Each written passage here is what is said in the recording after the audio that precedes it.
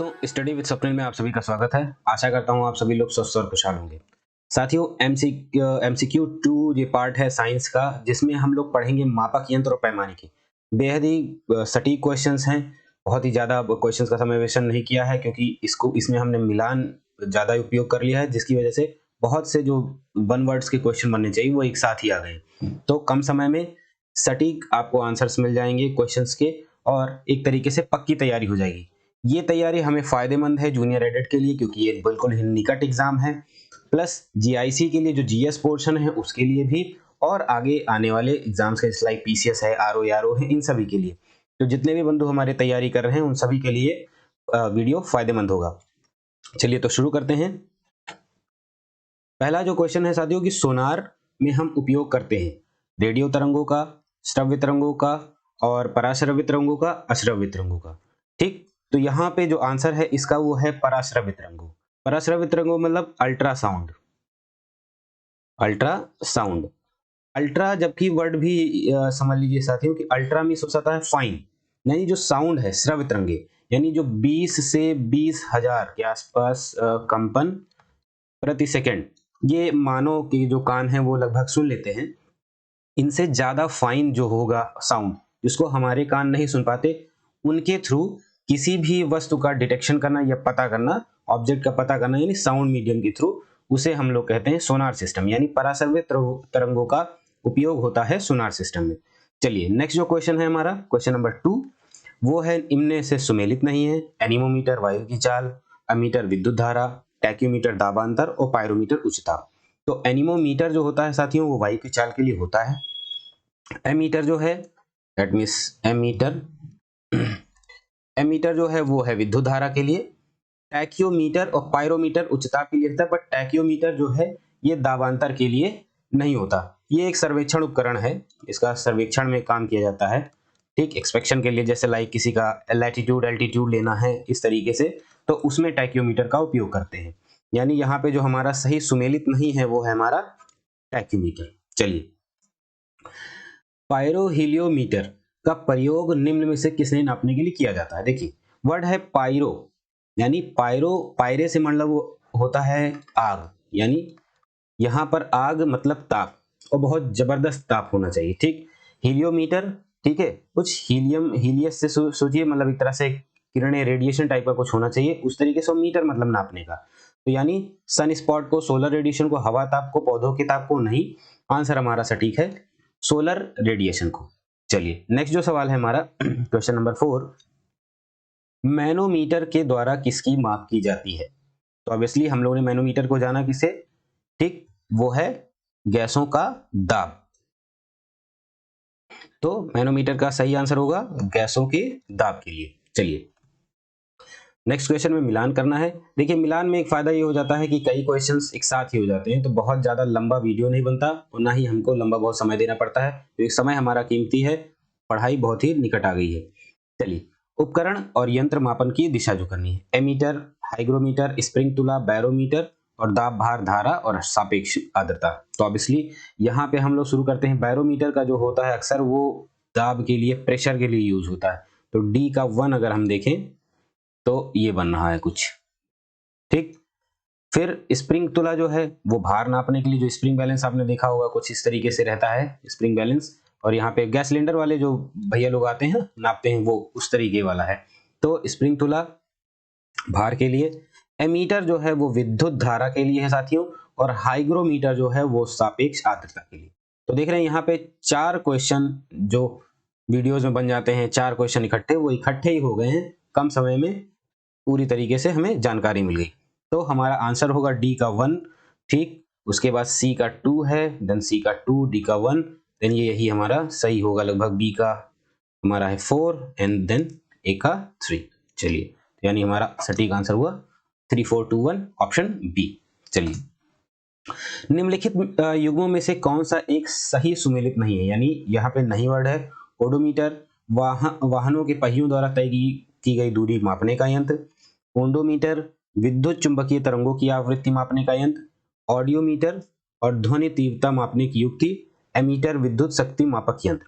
ठीक, चलिए, तो यानी हमारे जो यहाँ पे ऑप्शन है हमारा तो यहाँ पे हमारा सही आंसर है जो है वो एमीटर। विद्युत शक्ति नहीं होती दोस्तों, यहाँ पे हम सिर्फ अगर लिख दें विद्युत धारा, तो विद्युत धारा मापक यंत्र होता है, तो ये एमीटर बिल्कुल सही होता। तो यानी यहाँ पे सुमेलित नहीं है, वो है हमारा एमीटर।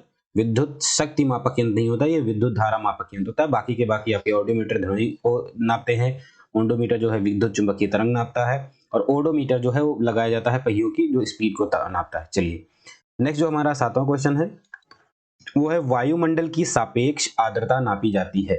हाइड्रो, लैक्टोमीटर, पोटेंशियोमीटर और हाइग्रोमीटर। तो हम लोगों ने जाना ही है कि हाइग्रोमीटर जो है वो है वायुमंडल की सापेक्षता के लिए। चलिए नेक्स्ट क्वेश्चन फिर से मिलान करना है हम लोग को। स्टेथोस्कोप, स्फिग्नोमैनोमीटर, कैरोटोमीटर, लक्समीटर, तो प्रकाश की तीव्रता मापने का ये। तो चलिए अब शुरू करते हैं। स्टेथोस्कोप, इससे हम लोग जो आला जिसे हिंदी में हम लोग कहते हैं साथियों, वो है हृदय की ध्वनि सुनने के लिए। चलिए फिर है हमारा स्फिग्नोमैनोमीटर, ये होगा रक्तचाप नापने के लिए, ठीक, जिससे ब्लड प्रेशर नापते हैं, जो पारे वाला होता है। ठीक, लक्स जो होता है, लक्स के लिए होता है चमक के लिए साथियों। तो चमक जो है वो प्रकाश की तीव्रता के लिए है, तो लक्स मीटर जो है वो प्रकाश की तीव्रता के लिए। और कैरेटो मतलब कितने कैरेट का प्योर सोना है, वो सोने की शुद्धता के लिए। यानी यहाँ पे जो हमारा ऑप्शन है वो A4 है, यानी A3 देन बी हमारा 4, तो यानी हमारा ऑप्शन सी सही है। चलिए निम्नलिखित में से कौन सुमेलित है, सही सुमेलित करना है। थर्मो रजिस्टर इलेक्ट्रॉनिक थर्मामीटर के लिए, संधारित्र थर्मामीटर, बाइपोलर जंक्शन ट्रांजिस्टर और जंक्शन डायोड। तो हमारा यहाँ पे बाइपोलर जंक्शन ट्रांजिस्टर जो है वो डिस्टकारी, तो जंक्शन डायोड आवर्धक, ये दोनों हमारे नहीं है। संधारित्र थर्मामीटर भी नहीं, हाँ थर्मो रजिस्टर जो है इलेक्ट्रॉनिक थर्मामीटर का होता है, सही बात है, तो ये सही सुमेलित हो गया। चलिए प्रकाश की तीव्रता नापने के लिए जिस उपकरण का प्रयोग किया जाता है वो है एनीमोमीटर, कोलरीमीटर, अल्टीमीटर या लक्समीटर। ठीक, तो लक्स के लिए अभी हम लोगों ने बात किया कि जो प्रकाश की चमक होती है, जितना अच्छा लक्स का वैल्यू होता है उतनी ही उसमें चमक नजर आती है। ठीक, तो ये है प्रकाश की तीव्रता के लिए लक्स मीटर का उपयोग करते हैं। ये सारे सवाल साथियों बिल्कुल आए हुए क्वेश्चन है प्रीवियस ईयर्स में और बेहद ही इंपॉर्टेंट है। चलिए रडार उपयोग में आता है, जिस तरीके से सोनार हम लोगों ने अभी देखा उसी तरीके से रडार के लिए प्रकाश तरंगों द्वारा वस्तुओं का पता लगाने में, ध्वनि तरंगों को परावर्तित कर वस्तुओं का पता लगाने में, या रेडियो तरंगों द्वारा वस्तुओं की स्थिति ज्ञात करने में, या वर्षा करने वाले बादलों का पीछा करने में। तो साथियों रडार का जो फुल फॉर्म है वो रेडियो डिटेक्शन एंड क्या कहते हैं इमेजिन होता ही है। ठीक, रेंजिंग सॉरी। तो यहाँ पे रेडियो डिटेक्शन यानी रेडियो तरंगों द्वारा वस्तुओं की स्थिति ज्ञात करने के लिए ये हमारा सही हो जाएगा। ध्वनि तरंगों वाला तो हमारा सोनार सिस्टम हो जाता है। चलिए कौन सा सुमेलित नहीं है। सेल्सियस के लिए आप ताप के लिए यूज करते हो, ठीक है। किलोवाट आवर ये विद्युत, RH गुणांक यानी RH फैक्टर है ये साथियों, ये RH फैक्टर है। ठीक, RH फैक्टर किसके लिए है, रक्त के लिए। ठीक, रिक्टर पैमाना आर्द्रता, तो किलोवाट आवर भी, ताप भी, और क्या कहते हैं हमारा रक्त, RH फैक्टर सही है। रिक्टर पैमाना जो है हमारा वो यूज होता है किसके लिए, वो भूकंप नापने के लिए, भूकंप की तीव्रता। ठीक, ना कि आर्द्रता। आर्द्रता के लिए कौन सा था, हाइग्रोमीटर। ठीक, तो यानी हमारा ये ऑप्शन सही नहीं है, ये रिक्टर पैमाने वाला। चलिए नेक्स्ट क्वेश्चन है हमारा, फिर से वही मिलान करना है साथियों। भूकंप, ऊंचाई, विद्युत धारा, प्रतिरोध को मिलाना है मीटर, सिस्मोग्राफ, अल्टीमीटर और ओम से। तो सबसे पहले हम पिछले वीडियो में बात की कि विद्युत धारा जो है उसका और प्रतिरोध, यानी प्रतिरोध का तो बिल्कुल ही सटीक ओम ही बन जा रहा है, मुझे लग रहा है जहां तक ये 1 2 3 4 वाला होना चाहिए। ठीक, विद्युत धारा के लिए ना वो नहीं है, विद्युत धारा के लिए आप एमीटर, ऊंचाई के लिए अल्टीमीटर, एल्टीट्यूड याद रखिएगा दोस्त साथियों, एल्टीट्यूड लैटिट्यूड होता है ना, लैटिट्यूड देन एल्टीट्यूड वाला, तो वही है। ऊंचाई के लिए अल्टीमीटर और भूकंप के लिए सिस्मोग्राफ। ठीक, तो यानी हमारा A का 2, ठीक है, और हमारा B का 3, ओके, C का 1 देन D का 4, यानी हमारा ऑप्शन A सही है। ठीक, इसे याद कर लीजिएगा साथियों, क्वेश्चन इनमें से आने पक्के हैं। सटीक हम लोग पढ़ें ये बेहद जरूरी है हमारे लिए, ना कि समय ज्यादा दे। ओके चलिए, फेदोमीटर, बैरोमीटर, हाइग्रोमीटर, अल्टीमीटर को मिलाना है वायुमंडलीय दाब से, वायुमंडलीय आर्द्रता से, ऊंचाई और समुद्र की गहराई से। तो बैरोमीटर ऑब्वियसली ये कहा क्या किया जाता है, वो दाब के लिए यूज होता है, हाइग्रोमीटर वायुमंडलीय आर्द्रता के लिए। तो चलिए पहले हम ऐसे ही मिलाते हैं, सी का 2 वायुमंडलीय आर्द्रता के लिए। अल्टीमीटर को हम लोगों ने अभी यूज किया है ऊंचाई के लिए। गुड। तो और उसके बाद हमारा बैरोमीटर जो है वो वायुमंडलीय दाब का हो जाएगा, और फेदोमीटर जो है वो समुद्र की गहराई के लिए। ठीक ठीक साथी, तो ऑप्शन हमें देखना है, ए का 4 ठीक, और बी का 1 ओके, देन सी का हमारा 2 है, एंड देन इसका 3, यानी हमारा ऑप्शन फेदोमीटर। याद रखिएगा ये थोड़ा सा इंपॉर्टेंट है साथियों, क्योंकि ये अकेले भी पूछा जा सकता है समुद्र की गहराई नापने के लिए। चलिए नेक्स्ट क्वेश्चन है हमारा, इसमें भी सुमेलित नहीं करना, बताना है कि मैनोमीटर जो है वो दाब के लिए, कार्बोरेटर जो है आंतरिक दहन इंजन के लिए, कार्डियोग्राम हृदय गति के लिए होता है, और सिस्मोग्राफ जो है वो पृष्ठ तल की वक्रता बताता है। ठीक, तो यहाँ पे हमारे लिए जो सुमेलित नहीं है, तो साथियों यहाँ पे जो हम देखते हैं कि सिस्मोमीटर पृष्ठ तल की वक्रता तो नहीं होता है, यहाँ भूकंप की तीव्रता को नापने के लिए होता है। ठीक, यानी यहाँ कहा जाए कि ये भूकंप की तीव्रता को नापने के लिए सिस्मोग्राफ जो ग्राफ बनता है वो सिस्मोमीटर के थ्रू ही, तो भूकंप की तीव्रता नापने के लिए है, कार्डियोग्राम हृदय गति, कार्बोरेटर आंतरिक दहन इंजन के लिए सही है, और मैनोमीटर जो है वो दाब के लिए, यानी सही सुमेलित हमारा नहीं सिस्मोमीटर है। चलिए नेक्स्ट क्वेश्चन जो है हमारा लगभग ये 16th क्वेश्चन है, निम्नलिखित में से किसके मापन में फोनोमीटर का उपयोग किया जाता है। साथियों ये जो क्वेश्चन है ये मैंने उठाया है यूपीपीसीएस मेंस के 2014 का ये क्वेश्चन है, परंतु यहाँ पे जो ऑप्शन दिए हैं वो गलत है। फोनोमीटर एक्चुअली क्या है, वो ध्वनि की तीव्रता एवं स्पंदन आवृत्ति को पता करता है, यानी फोनोमीटर किसके लिए है, जो ध्वनि की तीव्रता एवं स्पंदन आवृत्ति को मापने का कार्य करता है।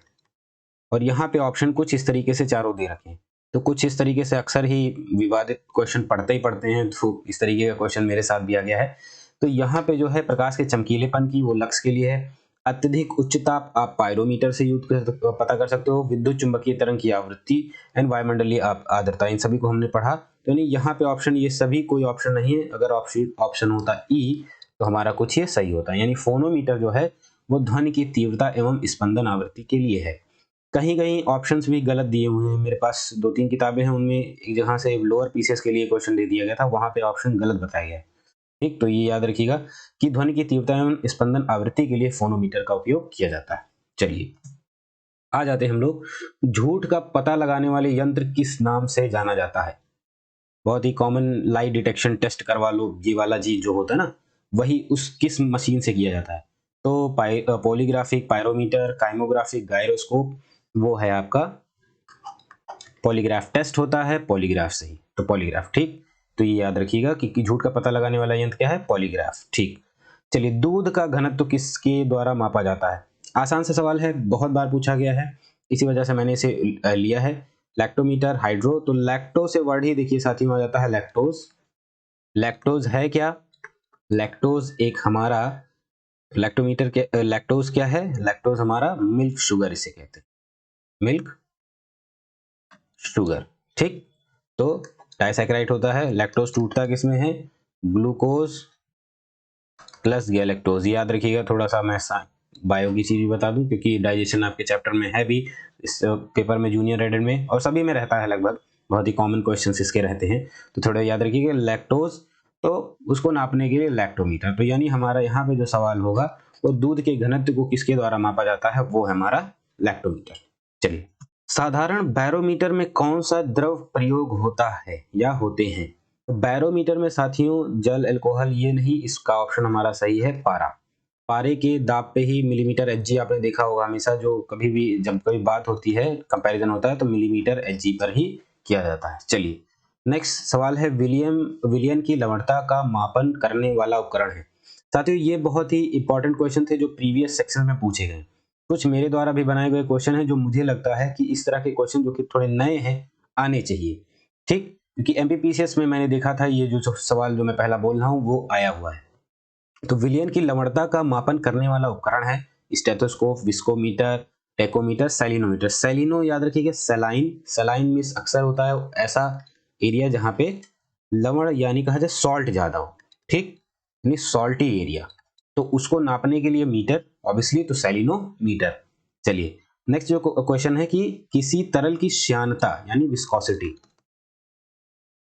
विस्कोसिटी का मापन करने वाला यंत्र है, ठीक, विंड वेन, ठीक है, टैकोमीटर, विस्कोमीटर, स्पीडोमीटर। तो हमारा यहाँ पे ऑप्शन विस्कस, तो विस्कोमीटर हो गया।